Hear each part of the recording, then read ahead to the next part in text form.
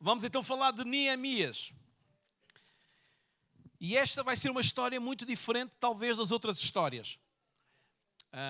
Também é verdade que não há, sim, embora haja alguma coisa de sobrenatural na história de Rebeca, também há qualquer coisa de sobrenatural na história de Moisés.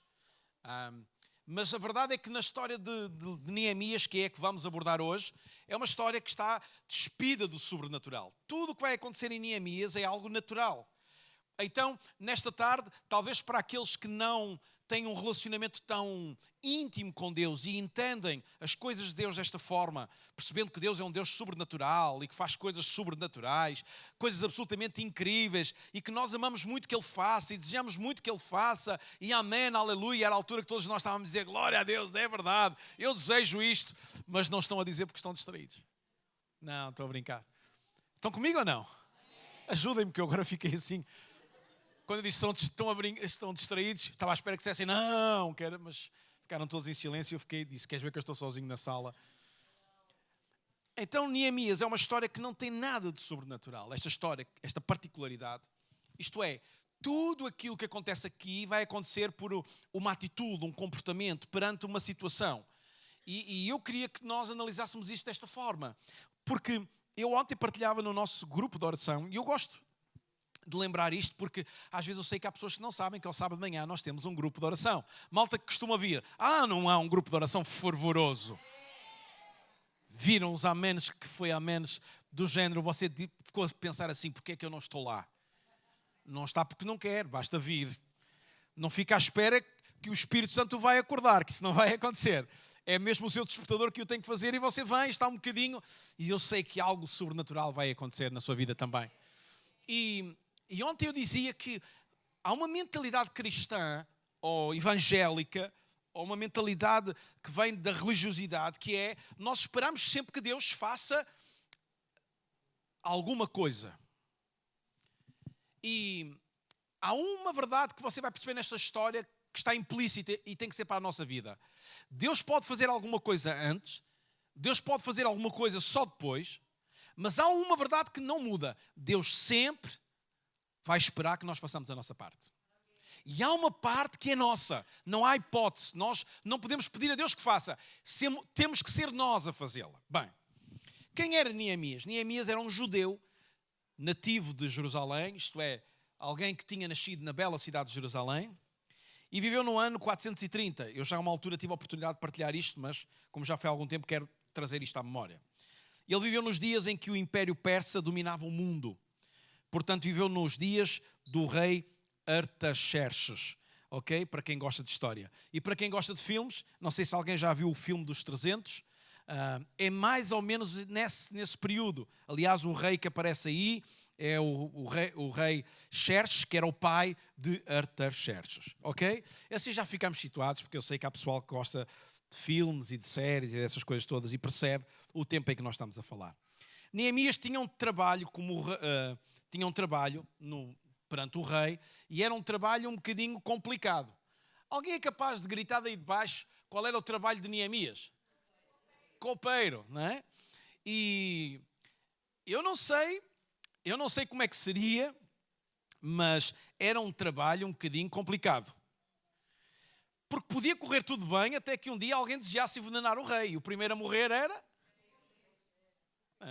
Portanto, não sei se há algum tipo de seguro que cobrisse o trabalho. Não sei bem não sei se o seguro de acidentes de trabalho cobria aqui a situação de Neemias, porque era complicado.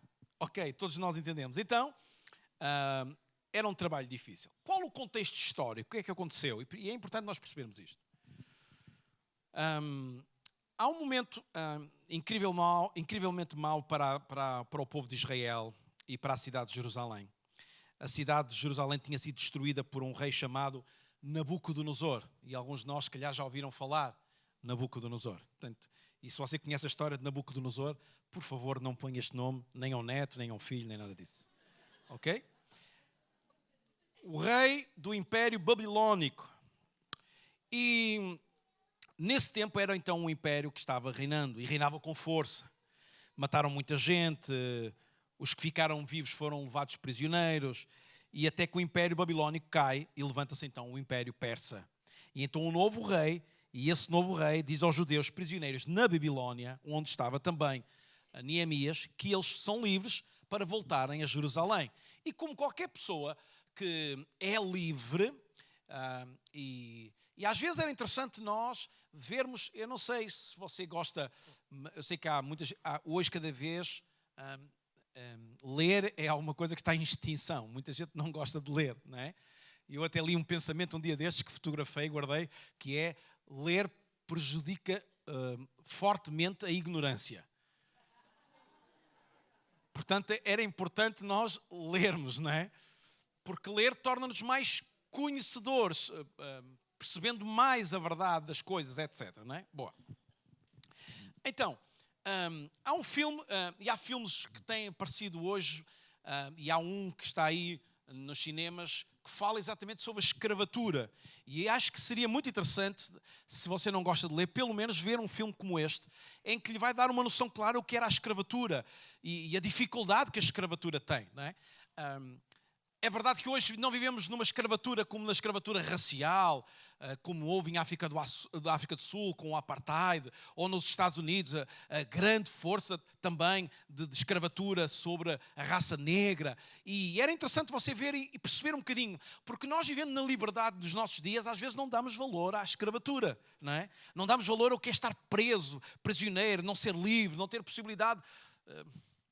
E eu gostava, um dia talvez nós vamos ouvir um testemunho de alguém entre nós que está aí sentado, e eu não vou trazer isso, terá que ser a pessoa se entender um dia destes, mas alguém que está no nosso meio e que foi traficado como escravo para alguma coisa. E às vezes nós pensamos que a escravatura é uma coisa que está muito longe de nós, mas às vezes é uma coisa que está perto de nós, e às vezes nem nós damos por ela. Então, perceber o valor da liberdade é entender que quando de repente eles foram feitos prisioneiros e levados para um lugar, há um rei que lhes diz: vocês são livres. E como é que eles se sentiram? Livres, felizes, porque puderam voltar à sua terra. Você não ficaria feliz também? Mas feliz com uma cara feliz. Ok. Então diga comigo, liberdade é alguma coisa que eu tenho que apreciar. E hoje nós vivemos com uma liberdade tão grande que às vezes parece que não damos valor a isso, não é? Boa. Então, diz comigo, eles puderam voltar à sua terra. Mas quando eles voltaram à sua terra, Neemias percebeu uma coisa que era real. Os muros da cidade estavam destruídos. E você sabe, uma cidade que é a nossa cidade, e eu não sei se você faz isso quando vai à sua cidade, à sua terra. Nós não gostamos de ver a nossa terra, que nos diz tanto, destruída, maltratada, não é? Verdade ou não? Certo? Pense na sua terra como a sua casa. Você gosta de chegar a casa e ver a sua porta partida e tudo mexido, gosta disso?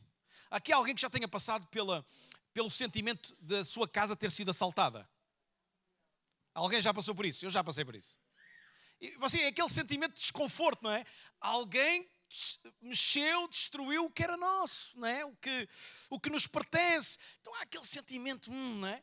E Neemias sabia que a sua cidade tinha agora muros destruídos.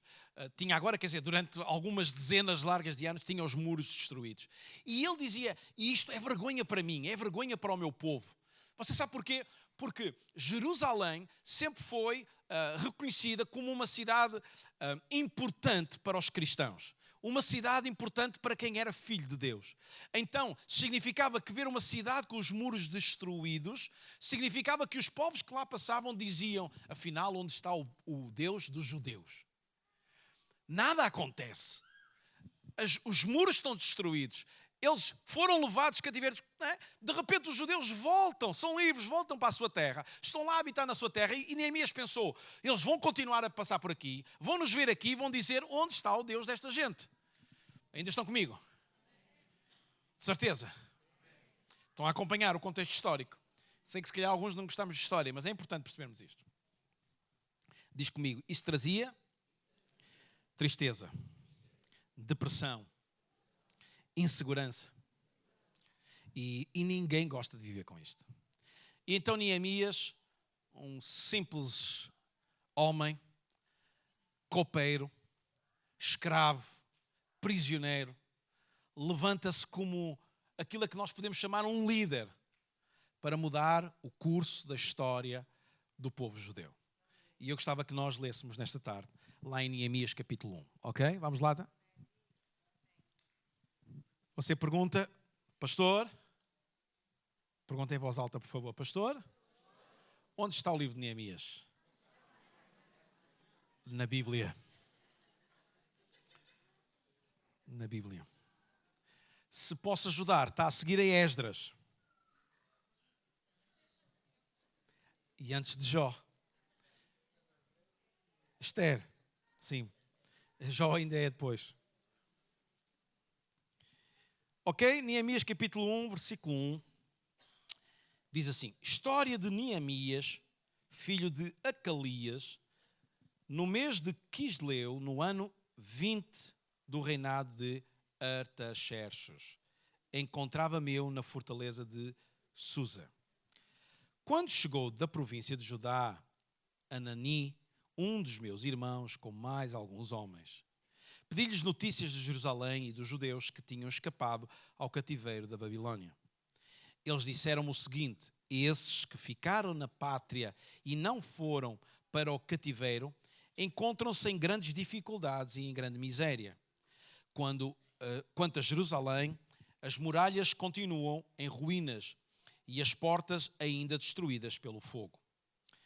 Ao ouvir isto, sentei-me a chorar e durante vários dias andei muito triste. Fiz jejum e dirigi a minha oração ao Deus do céu.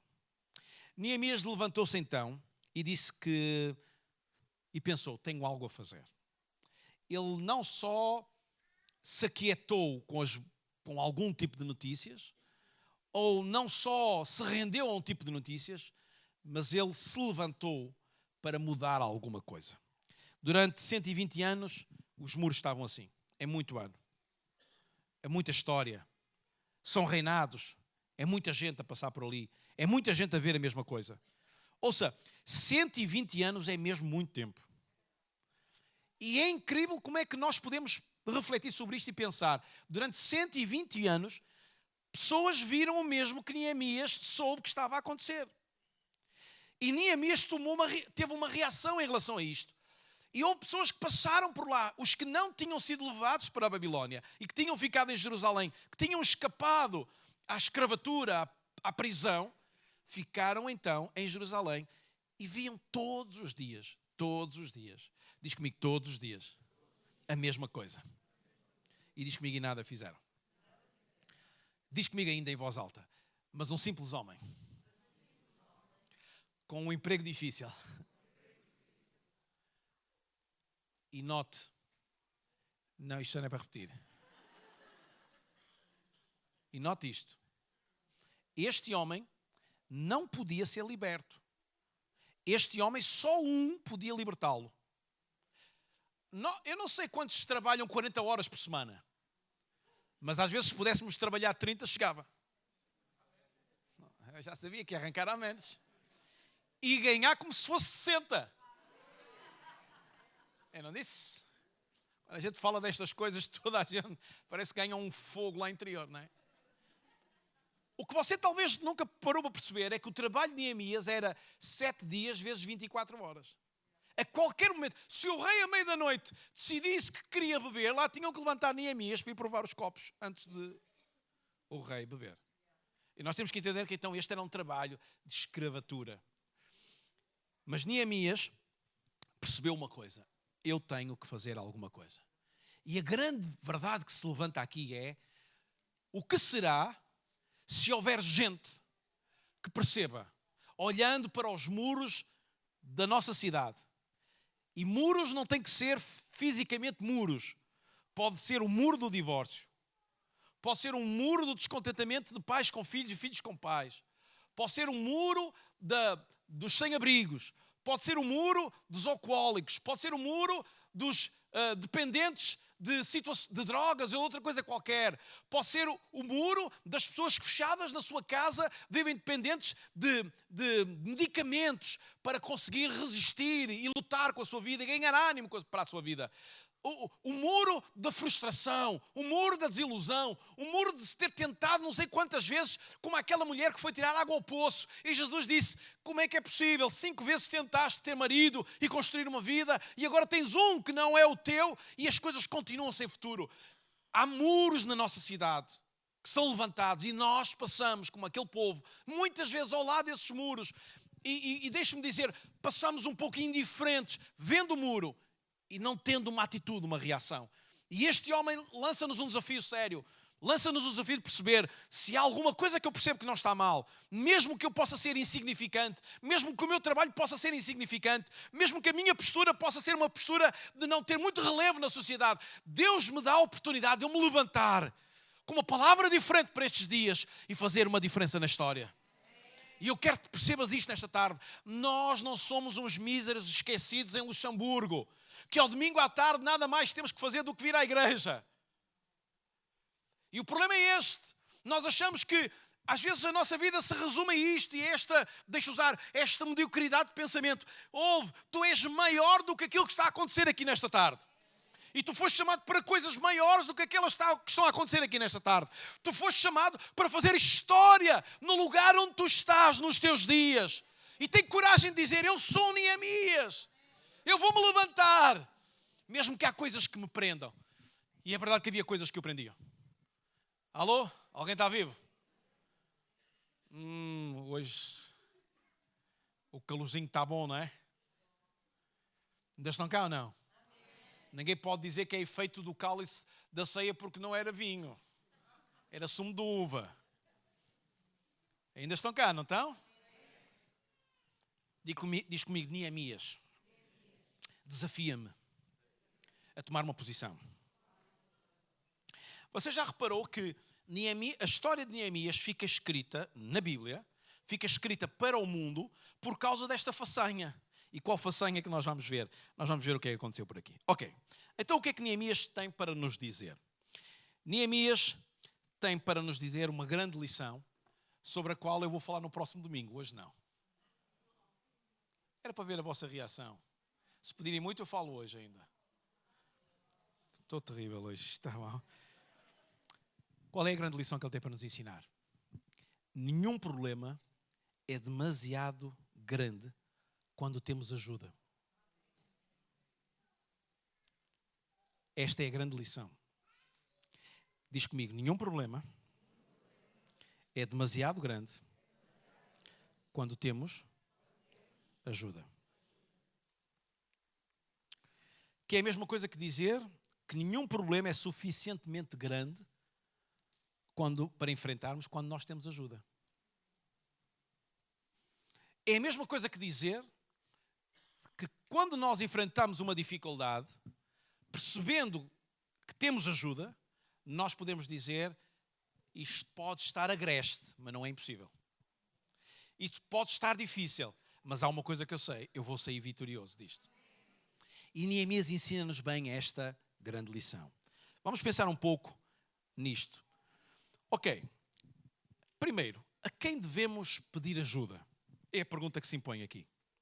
A quem primeiro nós devemos pedir ajuda? Obrigado por estas pessoas que já entenderam. A primeira pessoa a quem nós devemos pedir ajuda é a Deus. Repare lá no capítulo 4 de Neemias e no versículo 16. Capítulo 1 e versículo 4.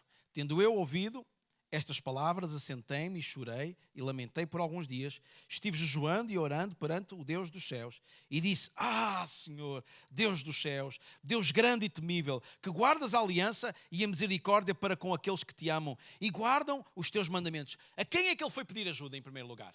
A Deus. Sabe-se o que é que implica pedir ajuda a Deus? Porque às vezes nós temos uma ideia errada do que é pedir ajuda a Deus. Muitos de nós achamos que pedir ajuda a Deus é dizer, Deus, eu preciso que tu me ajudes, agora faz. Pedir ajuda a Deus é uma declaração nossa de dependência dele. Vou voltar a repetir, Isto é importante. Pedir ajuda a Deus é uma declaração nossa de que dependemos dele. Sabe, quando nós pedimos a Deus, Deus, olha, dá-me uma ajuda. Sabes o que é que nós estamos a dizer? Deus, eu dependo de ti para resolver esta situação. Às vezes é do género, Deus, eu preciso de ti, preciso da tua ajuda, porque eu não sei o que fazer. É interessante que há aqui uma particularidade. Nós achamos que ele orou e rapidamente tomou uma atitude. Não, ele foi junto de Deus e perguntou a Deus, Deus, eu quero fazer. Mas tu tens que me ajudar a entender o que é que eu vou fazer. E alguns de nós achamos que o Evangelho, o cristianismo, é um espaço de respostas rápidas. É que nós dizemos, Deus, eu quero que tu me ajudes. E Deus tem que responder logo. E eu acho que há uma das coisas que eu mais vejo os filhos de Deus irritados é com as não respostas de Deus. E eu quero dizer, ainda bem que Deus não responde aquilo que nós lhe pedimos, mas aquilo que nos faz falta. Eu sei que esta tarde não ia arrancar muitos amenes. Quando nós pedimos a Deus, nós devemos pedir a Deus uma coisa, com uma certeza. A certeza a 100% de que Ele nos vai ajudar. Quando tu pedes a Deus, há uma coisa... Olha, eu não sei se você já foi, sei lá, a um banco para pedir um crédito para comprar uma casa. Mas você chegou lá, você não ia com certeza a 100%. Certo? Como é que você chegou lá e perguntou, olha, eu queria comprar esta casa, preciso deste valor, será que é possível ou não? Você não levava certeza a 100%. Porque se você levasse certeza a 100%, você nem lá ia. Ligava e dizia, depositem o dinheiro na minha conta. Ligava para o seu gestor de conta e dizia assim, olha, faça o favor de amanhã pôr o dinheiro na conta que eu quero comprar uma casa na terça-feira. Mas você não faz assim. Porquê que você não faz assim? Porque você não tem certezas a 100%. Agora, quando nós declaramos a Deus, dizemos, Deus, eu dependo de ti. Que é a mesma coisa que dizer, Deus, eu preciso da tua ajuda. Deus, eu dependo de ti. A mesma coisa que dizer, eu preciso da tua ajuda. Então significa uma coisa, eu sei a 100% que Deus me vai ajudar. Você ouviu bem? Deus vai me ajudar. Não significa que Ele vai fazer tudo como eu quero, mas que Ele me vai ajudar. Porque Ele me vai dar aquilo que me faz falta, não aquilo que eu acho que eu tenho que ter. Ainda estão cá? E há um texto em Hebreus que diz assim, aproximemo-nos, pois, com toda a confiança do trono da graça e assim conseguiremos alcançar misericórdia e graça e encontrar ajuda no momento próprio. Alguém está comigo? Quem é que quer ajuda de Deus? Diz comigo, eu quero ajuda de Deus. Quem é que está aqui que precisa de ajuda de Deus? Então coloca-te na dependência dEle. Deus, eu dependo de Ti. Quem é que tem decisões difíceis para o dia da manhã? Quem é que amanhã vai ter que tomar decisões na sua vida e precisa da ajuda de Deus? Bora? Então o que é que tu tens que fazer? Eu hoje digo, Deus, ajuda-me. E o que é que nós fazemos? Descansamos o nosso coração. Porquê? Deus, eu dependo de Ti. Ok? Então diz comigo, primeiro lugar, Deus. Segundo lugar, temos que pedir ajuda a pessoas que nos possam ajudar. Alô? Ouve outra vez. Pedir ajuda a pessoas que nos possam ajudar. Às vezes há pessoas que pedem ajuda a outros que não os podem ajudar. Eu não sei se acontece consigo, mas eu já vi pessoas, não é cegas fisicamente, mas cegas na situação que estão a viver, a pedirem a um cego para o ajudar. Você sabe o que é que vai acontecer, não sabem? Os dois vão se esbardalhar. É quase como um pecador pedir ajuda a um pecador. Posso pôr a coisa assim que toda a gente vai entender. É quase como um alcoólico pedir ajuda a um alcoólico. Toda a gente entendeu? Não vai funcionar. Dizer a um alcoólico,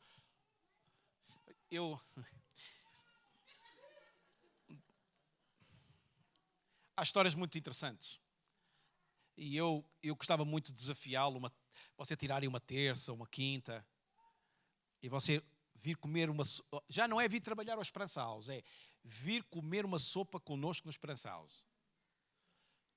Porque ultimamente uma das coisas que eu mais tenho feito é sentar-me à mesa com eles a comer uma sopa, e gosto imenso. Primeiro, para lhes demonstrar que aquilo que nós lhes damos a comer, nós também comemos. E segundo, porque eu gosto de ouvir e estar com eles. E esta semana, na quinta-feira, estive sentado à mesa, uma mesa de 4, estive sentado com 3. E estávamos ali, éramos 4, então na mesa, e eu a comer a sopa com eles e ouvir a história deles. E um deles estava-me a dizer, sabe, porque eu até o conheço, foi alguém que até assistiu aos cultos connosco, que esteve connosco, que esteve a iniciar um processo de mudança na sua vida, e a certa altura ele recuou e agora deixou o álcool, mas está envolvido nas drogas. E ele estava-me a dizer, sabe qual é o meu problema, pastor? É onde eu estou. Porque vem um e diz-me, queres provar? E depois eu perguntei, então os teus consumos estão muito fortes. Ele disse, está uma loucura, estou a consumir droga assim. Porque por mesmo que a gente não queira, vem um e diz, queres? Vem outro e diz, queres partilhar comigo? Queres isto? Queres aquilo? E ele diz, é uma coisa incrível, estou a consumir de uma coisa desordenada. E é um moço novo, se eu pudesse agarrá-lo pelos colarinhos e pelos cabelos, levava-o imediatamente para dentro de uma comunidade. Mas não adianta muito eu querer, ele tem que querer. Mas uma coisa que ele me disse é, eu estou ao lado de pessoas que não me ajudam. E eu disse, então, é tão simples quanto isso. É mudar de companhias. Eu não sei se ele vai conseguir concretizar, mas uma das coisas que ele está a procurar é encontrar, e parece que vai ter já um trabalho, e mudar de lugar onde dorme. E isto provavelmente, eu disse-lhe, olha, isso é uma grande ajuda, é um grande passo, porque isso vai te ajudar a mudar a história da tua vida, porque vais mudar as companhias. Sabe, muitas vezes nós não conseguimos ajuda porque nós procuramos ajuda em pessoas que não nos podem ajudar. E uma das coisas que nós temos que aprender de uma vez por todas, pessoal mais novo, às vezes nós não entendemos, por mais que o pessoal da nossa idade ou da vossa idade vos entenda, eles podem não ser a melhor ajuda. E pessoal mais velho, muitas vezes vocês, não é porque o outro é mais velho, ou é velho igual, ou tem a mesma idade, ou a mesma maturidade, pessoas diferentes podem ajudar-nos. Temos é que ser seletivos. Ouça, Neemias não valia muito a pena ele ir falar com o homem que cozinhava. Ele não podia ajudá-lo. Ele teve que ir falar com quem? Diga lá, com quem? Diga lá deste lado, com quem? Você já viu? Se ele fosse falar com o guarda e ajudá-lo? Não ajudava. Ainda estão vivos? Então diz comigo. Pedir ajuda. A quem pode ajudar. Pergunta a quem é do teu lado. Tu podes ajudar?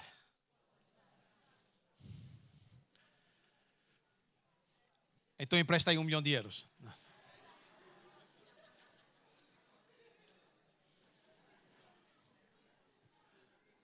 Vamos em frente. Vamos em frente. Neemias capítulo 2. Versículo 1.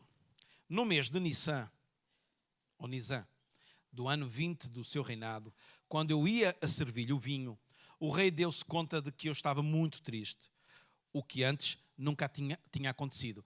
Que grande exemplo de cristão. Diz comigo, prisioneiro, escravo, e nunca se tinha visto tristeza nele.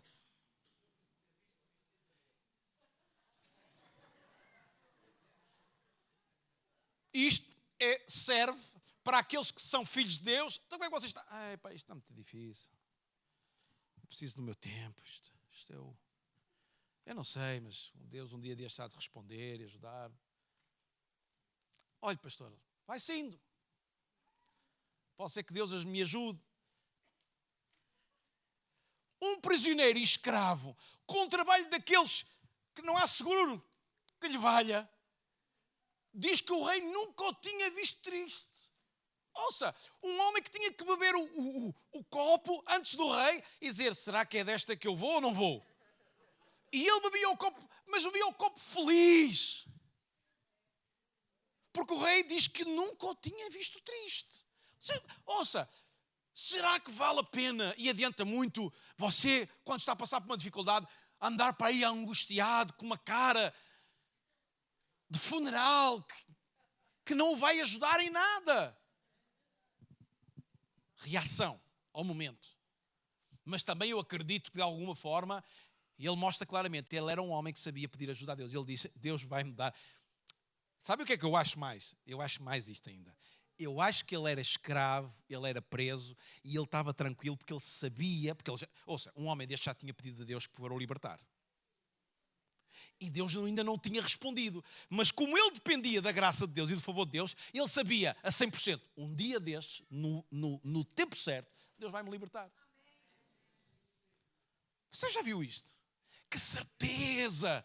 E se levanta uma igreja assim com esta certeza, e se tu e eu nos levantamos com esta certeza, ninguém nos vai parar. Alguém está cá? Diz lá quem está ao teu lado, desperta tu que dormes. Versículo 2. Perguntou-me ele então, que é que tu tens? Tu não estás doente. Portanto, isso só pode ser uma grande preocupação. Que rei que conhecia o seu escravo? Ouça, as pessoas que nos rodeiam têm que nos conhecer. Elas têm que saber, se tu não estás como sempre estás, isso não é porque tu deixes de confiar em Deus. Se tu não estás doente, ora tosse aí. E a gente tosse e não está... Agora é melhor dizer a alguém... É melhor não falar muito em tosse nestes dias, não é? Melhor... Começa alguém a tossir e levanta-se o pânico na sala. Nós confiamos em Deus. Mesmo que nesta tarde a ceia tivesse sido tomada em cálice único, nós confiávamos em Deus. Só vi metade dos amém. O que é que diz o versículo 3 a seguir? Respondi-lhe, que sua majestade viva para sempre. Como não hei de eu andar triste se a cidade onde estão os túmulos dos meus antepassados está em ruínas e as portas das muralhas destruídas pelo fogo? Neemias claramente percebeu-se que estava nervoso. Versículo 4. Perguntou-me o rei, que queres que eu faça? Então eu, elevando a minha prece ao céu, respondi-lhe, se parecer bem a sua majestade, e se eu estou nas suas boas graças, permita-me que eu possa ir à província de Judá, à cidade onde estão sepultados os meus antepassados, para que eu a reconstrua. O rei, que tinha a rainha sentada ao seu lado, perguntou-me, quanto tempo durará a tua viagem e quando é que voltarás? Portanto, parece que de repente o rei está a dizer que sim. Eu imagino, qual filho ou filha que pede aos pais, será que eu posso sair? Hoje os filhos já não pedem, não é? Mas têm que voltar a pedir. Mas é melhor eu não me meter por aqui. Eu então indiquei-lhe datas e ele consentiu em me deixar ir. Diz comigo, ufa! Não tem grande ajuda hoje. Versículo 7. Pedi-lhe também, ouça, eu acho isto absolutamente excepcional. Quer dizer, ele estava nervoso, pede ao rei uma coisa e o rei diz, ok, vou deixar-te ir. Vai lá, quanto tempo é que vais demorar? Preciso de ti, quero-te cá, fazes-me falta. Aliás, eu estou vivo porque tu provas o meu vinho. Versículo 7. Pedi-lhe também consentimento para que me fossem entregues cartas dirigidas aos governadores que estão ao ocidente do rio Eufrates, para que eles me deixassem seguir livremente para a terra de Judá. Pedi igualmente uma carta para Asaf, que era o guarda das florestas do rei, com o fim de conseguir dele madeira para as portas da fortaleza próxima do templo, para as portas das muralhas da cidade. Diz comigo, até aqui tudo bem. Mas eu acho que Neemias abusou um bocadito. Está bem que pedir para ir construir a cidade, tal e coisa, mas olha lá para o versículo 8. E para a casa onde eu iria habitar. Não percebeu? Ele está a dizer, olha, rei, eu preciso de madeira para construir a cidade, construir o templo, portas, e já agora alguma coisa para construir a minha casa também. É para a minha velhice. Quer dizer, então o rei tinha interesse que ele voltasse. Quanto tempo demorarás? Mas ele já estava a projetar. É dizer, se eu sou livre, eu vou viver lá. E eu quero ter lugar. Ouça, eu acho isso excepcional. Gente que é dependente de Deus, fala as coisas que não são como se fossem. Não é mais ou menos, Está cá comigo ou não? É tipo do género você chegar à sua terra, escolher a melhor terreno e dizer, é aqui que eu vou passar a minha velhice. E depois pedir a Deus para abrir as portas para você passar lá a velhice.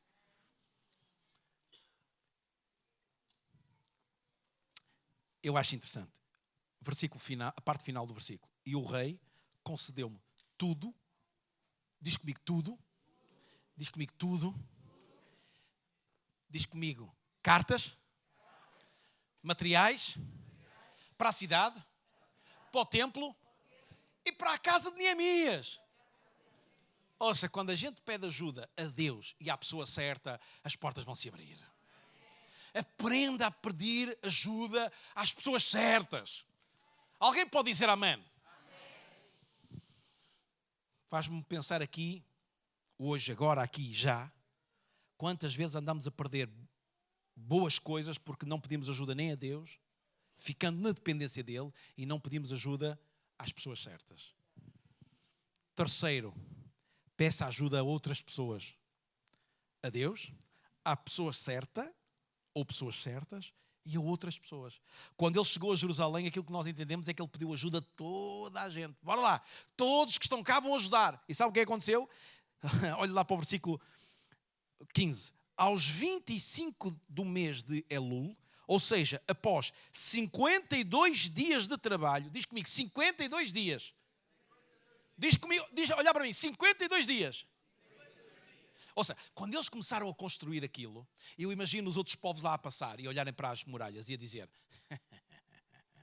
120 anos isto assim, e estes pensam, quantos dias é que eles acham que vão demorar a construir isto? Mais 120 anos. E em 52 dias, porquê que foi 52 dias? Porque todos se mobilizaram.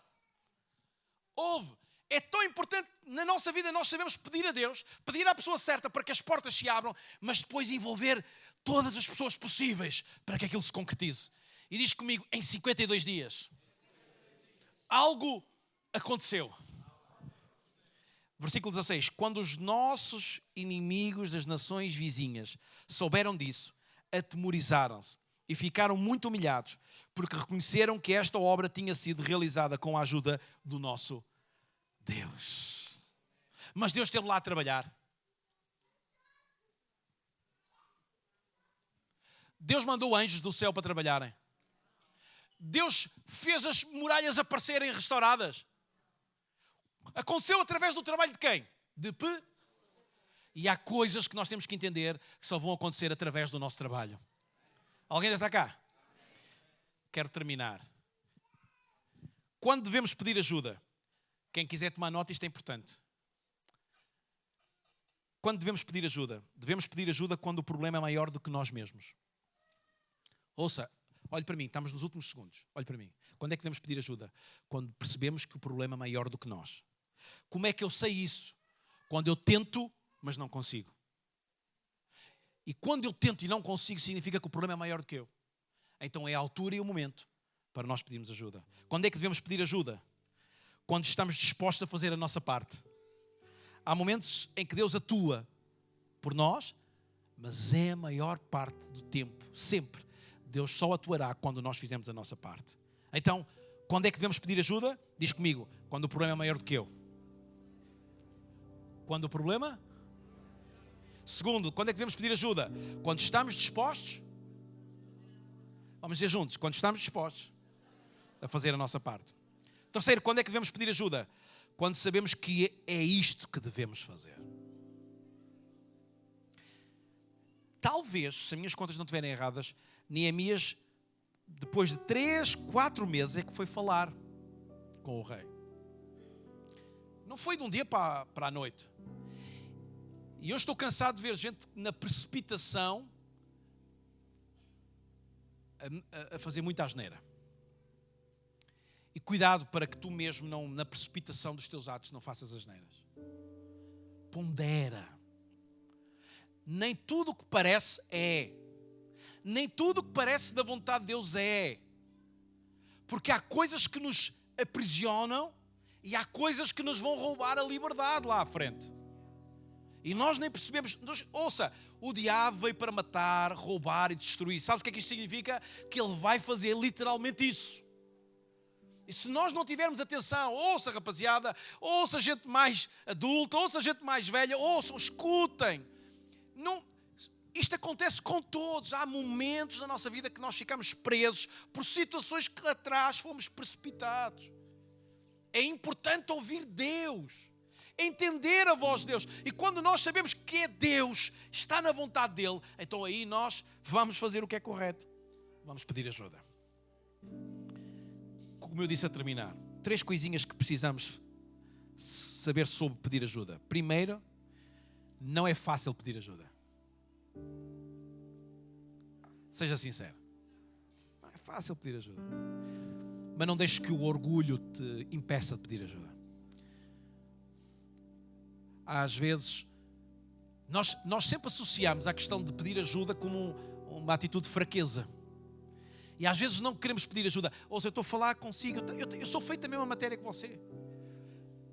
Hoje, eu tenho dito isto muitas vezes nos últimos dias, se eu pudesse voltar 20 anos atrás, eu tinha-me poupado a tanta coisa. E poupado a tanta coisa com pessoas que eu amo, e na vida, e no relacionamento com pessoas que eu amo, e que eu prezo, e que me são próximas. Há coisas que não... É tão importante perceber que não é fácil pedir ajuda. Mas nós podíamos poupar-nos tanto. Você já... Ouça-me bem.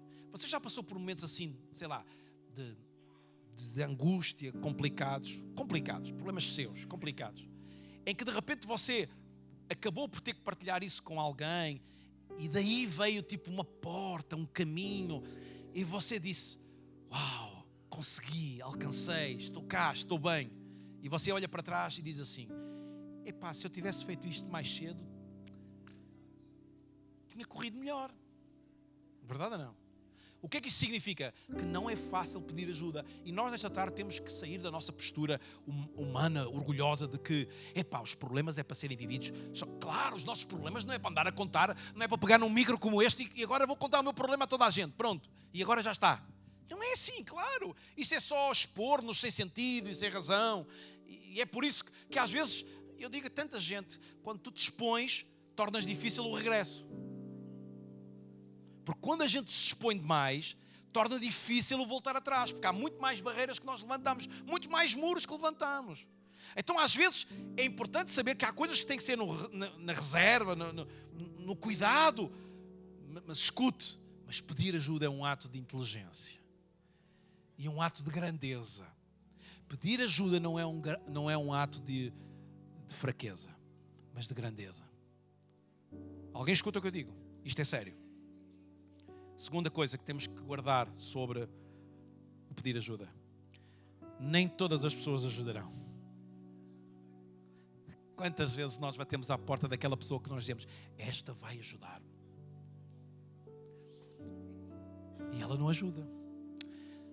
Tenho em crer que às vezes nós fazemos realmente maus castings sobre as nossas amizades e nossos relacionamentos.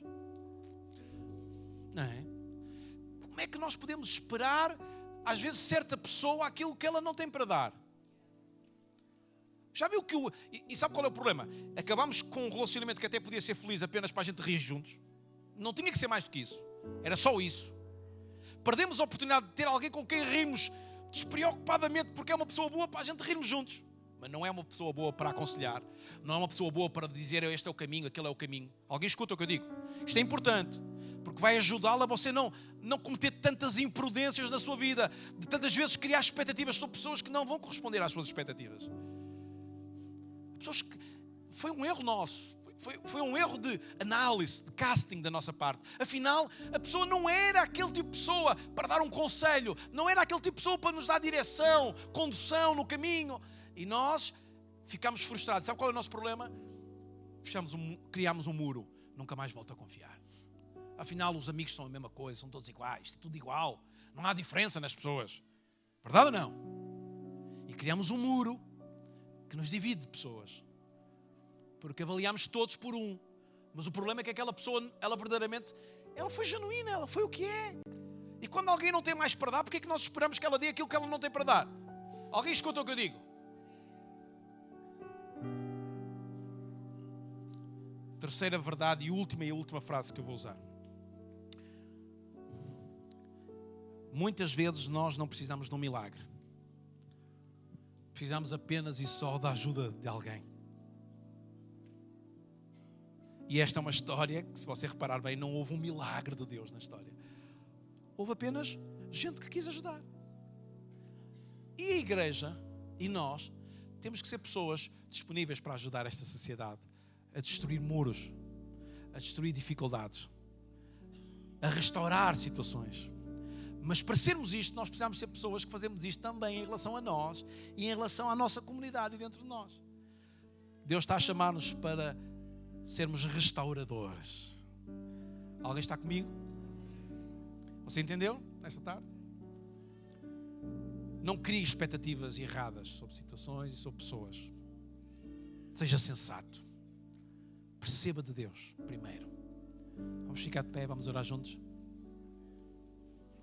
Vamos orar juntos. É neste ambiente assim, vamos ficar. Vamos permitir que o Espírito Santo de Deus ministre as nossas vidas.